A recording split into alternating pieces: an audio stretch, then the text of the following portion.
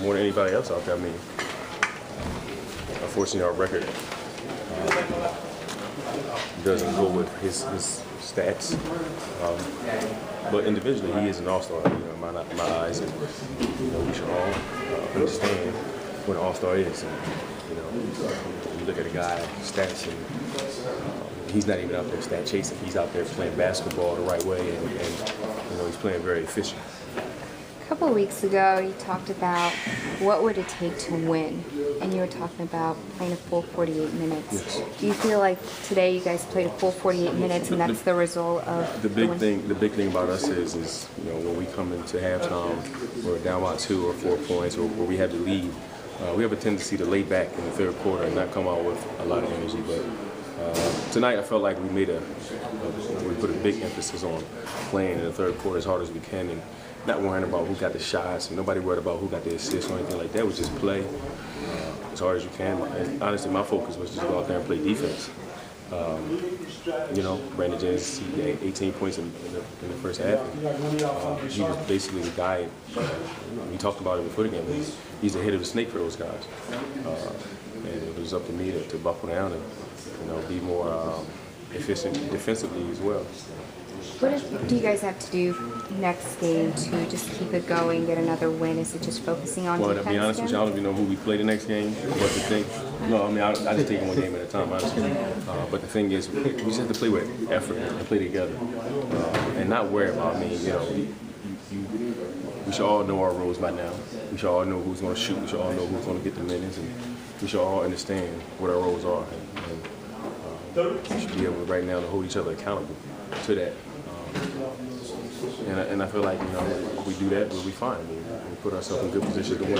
Is that understanding important to finding consistency and maybe putting a couple wins together? Well, the thing is, the lineup we were starting, and our rotations have kind of gotten better in terms of guys coming off injuries. Glenn is back and playing at a good level for us, and Tobias is back playing well with energy. So we were looking forward to those guys getting back to being themselves, and kind of early in the season we were playing small ball.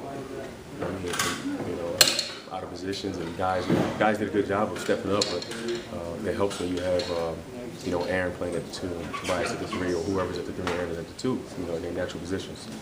Is the chemistry of this team gotten better since Glenn and Tobias have gotten into the lineup steadily? You want to hear what I just said?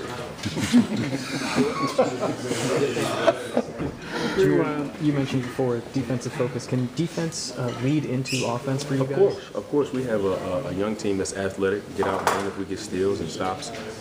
We have guys who are smart to, Glenn and Bush. They know when to set the random pick and rolls for us. They know, and we have guys who are willing to pass the ball as well.